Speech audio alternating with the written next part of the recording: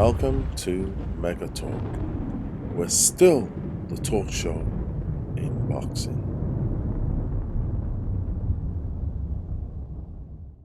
Really staying on top of things, eating really well, and obviously very busy with the fight world, boxing and MMA. Apart from Eddie Hearn, who's busier to answer you and Eddie Hearn in boxing? Oh no, I think everyone is. Listen, Eddie Hearn is busy on a completely different level, as are all the boxing YouTube channels right now, as are Top Rank. I'm doing a bit of work for them in New York next week with the Josh Taylor Teofimo Lopez fight. It's a really boxing goes in peaks and troughs. It can be incredibly busy at times, and quiet at other times when we end up discussing all the issues that are in boxing, whether that be should Lawrence Okolie have been disqualified last weekend for all the holding? Are there too many belts in boxing? Should Devin Haney and Vasyl Lomachenko rematch, which I think they should? There's so many issues in boxing to discuss when things go quiet. Yeah, absolutely. I mean, when I've called you last week, I was watching you in the ring. I actually found you after the event. I was watching you in the ring and I was thinking, what's going through Gareth's mind? What was going through Gareth's mind?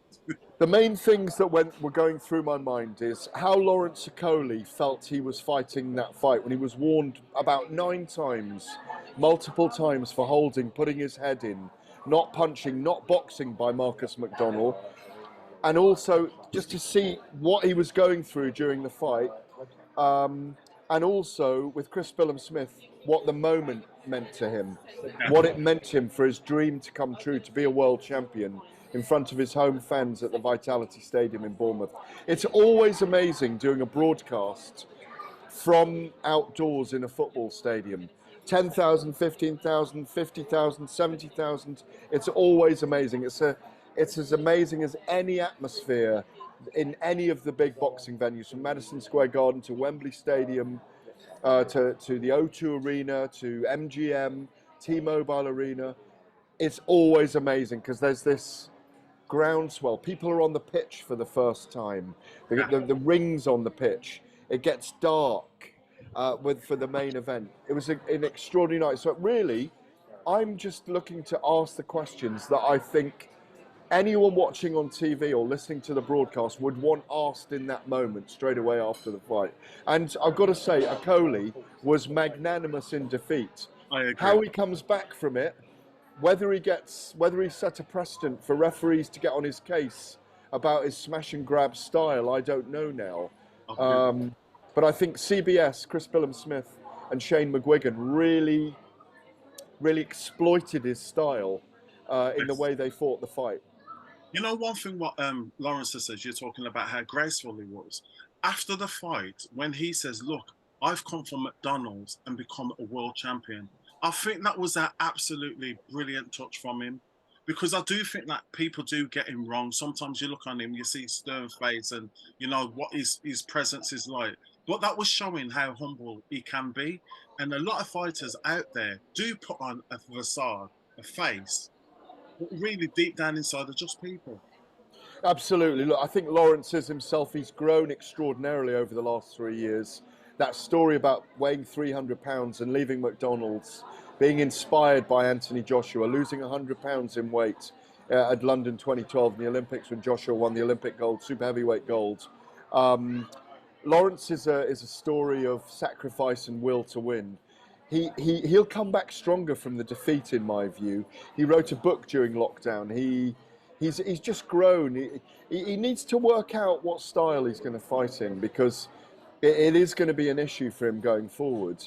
People are going to say in some ways that style's been exposed by Billum-Smith. People will probably pick Richard Riakporhe as the favourite against him now. Whether he'll take the rematch straight away against CBS, I don't know. Whether Ben Shalom and Boxer will do that rematch straight away. They might want to put Riakporhe in with Billum-Smith now, and then maybe have Lawrence fight the winner. But no, he's an extraordinary story, and he's one that we must celebrate. Gareth, some of the remarks that people are given to Mega Talk, and I'm going to state a couple of them. What do you think, or what do you say? Okolie is a hugger, not a fighter. So Yeah, you yeah, know when people say you're a lover, you're a lover, not a warrior. But he's a hugger, not a fighter. he's a hugger with a massive punch, a big jab, and a massive right hand. Um, he's also got a slightly vulnerable aspects to him. Obviously, he was put down genuinely once in the fight by Billum Smith's left hook. I thought a couple of the knockdowns were kind of slightly dubious, but they were knockdowns. His gloves touched the canvas, certainly on one of them. No, he is a hugger, yeah. He's a hugger with a massive punch. He's a weird style. He's always had a weird style. That 85-inch wingspan he's got, it's just what's developed him. He only came into the pro game with 30 amateur fights. But look how well he's done. He's done fantastically. One of the other statements is, I felt sorry for the ref. And I know I heard one of your interviews. I think it was on TalkSport. You says exactly the same thing. I think everybody watching says the same thing. But I think if the referee had come in any sooner, that people would have been against the referee. So I think that the referee had come in at the right time, probably a round or two, a bit too late, but he did come in. Yeah, look, I spoke to Marcus McDonnell after the fight. At the time, I was obviously involved in commentating on the live broadcast and was very taken by the fight and how intriguing it was and how weird it was. 2 disqualification points, 3 points for knockdowns, Okolie winning some of the rounds, you know, Billum Smith getting through some of those rounds and having periods of ascendancy himself. Weird scoring on the cards. I said to Marcus afterwards, I thought he did a great job of keeping the fight alive, even though there were multiple warnings about holding. But then I watched the fight. I needed to watch the fight back on Sunday and watched it back. And you know what? By about round 7, my feeling was should have disqualified him. Should have disqualified him. Yeah. I mean, I've told this story before. But you go back 23 years, I think it is, when Lennox Lewis was fighting Henry Akin one day, and the great Mills Lane, the great referee Mills Lane, he wouldn't stand for it. 5 rounds he gave back in one day. He didn't want to fight that night, and he disqualified him for not fighting. That's probably right. Yeah.